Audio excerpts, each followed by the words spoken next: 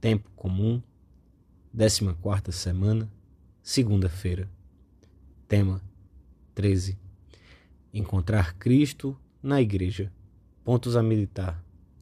1. Não é possível amar, seguir ou escutar Cristo sem amar, seguir ou escutar a Igreja. 2. Nela participamos da vida de Cristo. 3.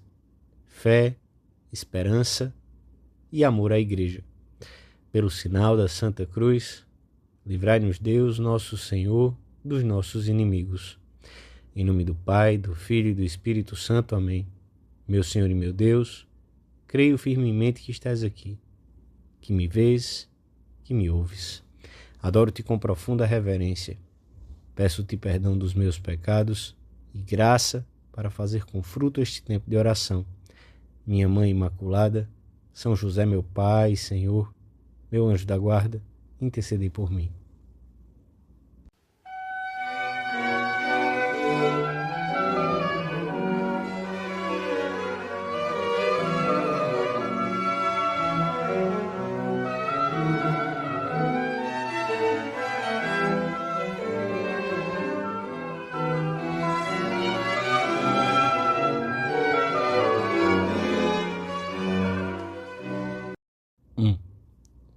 Todos procuram Jesus. Todos necessitam dele. E ele está sempre disposto a compadecer-se dos que o procuram com fé. A sua santíssima humanidade era como que o canal pelo qual passavam todas as graças, enquanto permaneceu entre os homens. Por isso, toda a multidão procurava tocá-lo, porque saía dele uma força que curava a todos. A mulher de que nos fala o Evangelho da Missa também se sentiu movida a aproximar-se de Cristo. Os seus sofrimentos físicos, de há 12 anos, somava-se à vergonha de sentir-se impura segundo a lei. No povo judeu, considerava-se impura não só a mulher afetada por uma doença desse tipo, como também quem a tocasse. Por isso, para não se fazer notar, aproximou-se de Jesus por trás e limitou-se a tocar a orla do seu manto. Tocou delicadamente a borda do manto, aproximou-se com fé, acreditou e soube que tinha sido curada. Essas curas, os milagres, as expulsões de demônios que Cristo realizou enquanto vivia na terra, eram uma prova de que a redenção já era uma realidade, não uma mera esperança. Essas pessoas que se aproximaram do Mestre anteciparam de algum modo a devoção dos cristãos pela Santíssima Humanidade de Cristo. Depois, quando estava prestes a partir para o céu, para junto do Pai, sabendo que sempre precisaríamos dele, o Senhor preparou os meios para que em qualquer época e lugar pudéssemos receber as infinitas riquezas da redenção. Fundou a Igreja, bem visível e localizável. Procuramos nela o mesmo que as pessoas procuravam no Filho de Maria. Estar com a Igreja é estar com Jesus. Unir-se a esse redil é unir-se a Jesus. Pertencer a essa sociedade é ser membro do seu corpo. Somente nela encontraremos Cristo, o próprio Cristo, aquele que o povo eleito esperava. Os que pretendem ir a Cristo, prescindindo da Igreja ou até maltratando-a, poderiam um dia ter a mesma surpresa que colheu São Paulo no caminho de Damasco. Eu sou Jesus, a quem tu persegues. Ele não diz, ressalta São Beda, por que persegues os meus membros? Mas, por que me persegues? Porque ele ainda padece afrontas no seu corpo, que é a Igreja. Paulo não sabia até esse momento que perseguir a Igreja era perseguir o próprio Jesus. Mais tarde, quando falar sobre ela, falo-á descrevendo-a como o corpo de Cristo, ou simplesmente como Cristo, e designando os fiéis como seus membros. Não é possível amar, seguir ou escutar Cristo sem amar, seguir ou escutar a Igreja, porque ela é a presença simultaneamente sacramental e misteriosa de nosso Senhor, que assim prolonga a sua missão salvífica no mundo até o fim dos tempos.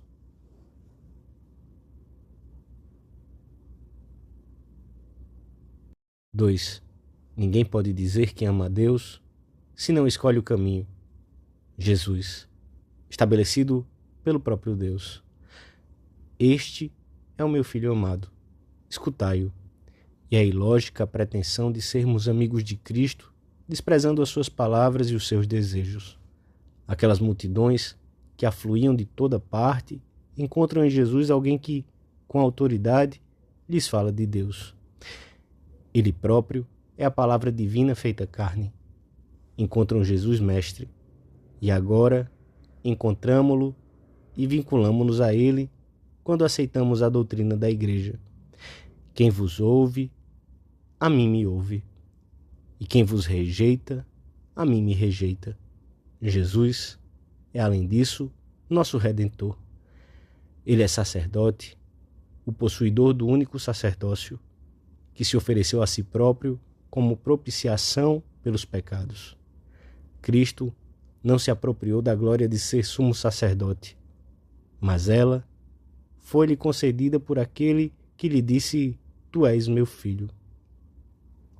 Unimo-nos a Jesus sacerdote e vítima, que honra a Deus Pai e nos santifica, na medida em que participamos da vida da Igreja, particularmente dos seus sacramentos, que são como canais divinos pelos quais a graça flui até chegar às almas. Sempre que os recebemos, pomos-nos em contato com o próprio Cristo, fonte de toda a graça. Por meio dos sacramentos, os méritos infinitos que Cristo nos conquistou chegam aos homens de todas as épocas e são, para todos, firme esperança de vida eterna. Na Sagrada Eucaristia, que Cristo mandou a Igreja celebrar, renovamos a sua oblação e imolação. Isto é meu corpo, que é dado por vós. Fazei isto em memória de mim. E só a Sagrada Eucaristia nos garante essa vida que Ele conquistou para nós. Se alguém comer deste pão, viverá eternamente. E o pão que lhe darei é a minha carne para a vida do mundo. A condição para participarmos do sacrifício e banquete eucarístico reside em outro dos sacramentos que Cristo conferiu à sua Igreja, o batismo. E depois e ensinai a todos os povos, batizando-os em nome do Pai e do Filho e do Espírito Santo. O que crer e for batizado será salvo. E se os nossos pecados nos afastaram de Deus, a Igreja também é o meio para recuperarmos a nossa condição de membros vivos do Senhor. Aqueles a quem perdoardes os pecados, diz ele aos seus apóstolos, ser-lhes-ão perdoados. Aqueles a quem os retiverdes, ser-lhes-ão retidos.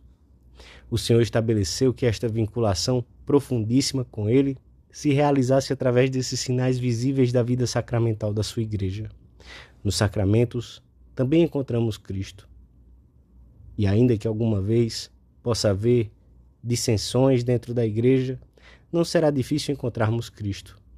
As maiorias ou minorias pouco significam quando se trata de encontrar Jesus. No Calvário, só estava presente a sua mãe, rodeada de umas poucas mulheres e um adolescente. Mas ali, a poucos metros, estava Jesus. Na Igreja, também sabemos onde é que o Senhor está. Eu te darei, declarou ele a Pedro, as chaves do reino dos céus. E tudo quanto ligares na terra será ligado nos céus. E tudo quanto desligares na terra será desligado nos céus. E nem sequer as negações de Simão Pedro foram suficientes para revogar esses poderes. O Senhor, depois de ressuscitado, confirmou-os de modo solene. Apacenta os meus cordeiros, apacenta as minhas ovelhas. A Igreja está onde estão Pedro e os seus sucessores, os bispos em comunhão com ele.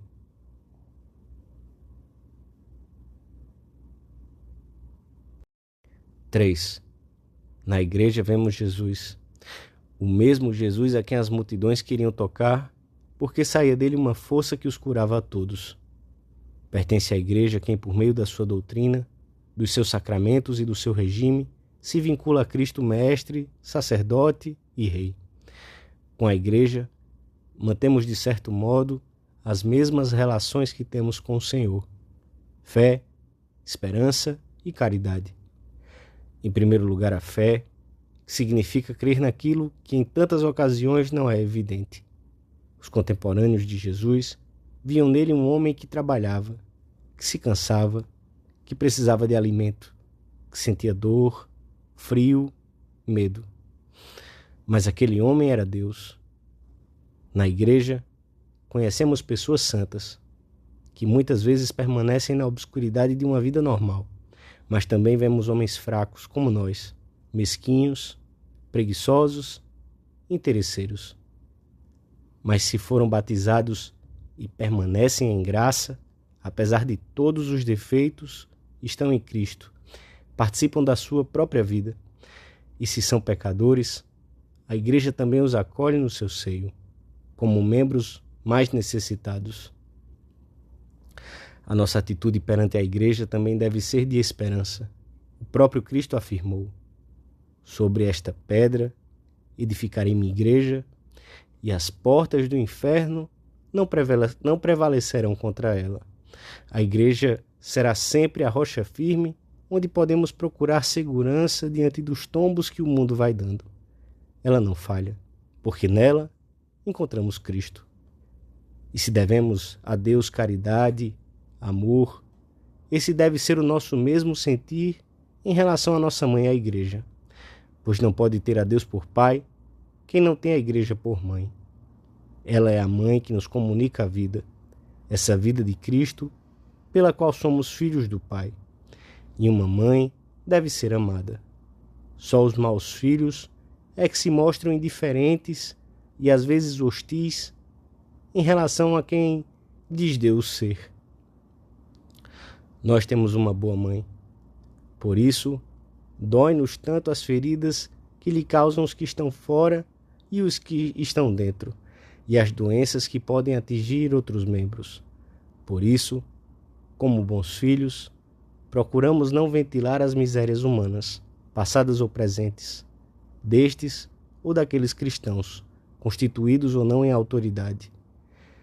Não misérias da igreja, que é santa e tão misericordiosa que nem aos pecadores nega sua solicitude maternal. Como se pode falar friamente da igreja, com palavras duras ou indiferentes? Como se pode permanecer imparcial quando se trata da própria mãe? Não o somos, nem queremos sê-lo. O que é dela é nosso. E não nos pode impedir uma atitude de neutralidade, própria de um juiz diante de um réu, mas não de filhos em relação à sua mãe. Somos de Cristo quando somos da igreja. Nela nos tornamos membros do seu corpo, que Nossa Senhora concebeu e deu à luz. Por isso, a Santíssima Virgem é mãe da igreja, quer dizer, mãe de todo o povo de Deus, tanto dos fiéis como dos pastores. A última joia que a piedade filial engastou nas ladainhas de Nossa Senhora, o mais recente elogio à Mãe de Cristo, é apenas um sinônimo: Mãe da Igreja. Dou-te graças, meu Deus, pelos bons propósitos, afetos e inspirações que me comunicaste nesta meditação. Peço-te ajuda para os pôr em prática. Minha Mãe Imaculada, São José, meu Pai e Senhor, meu anjo da guarda, intercedei por mim.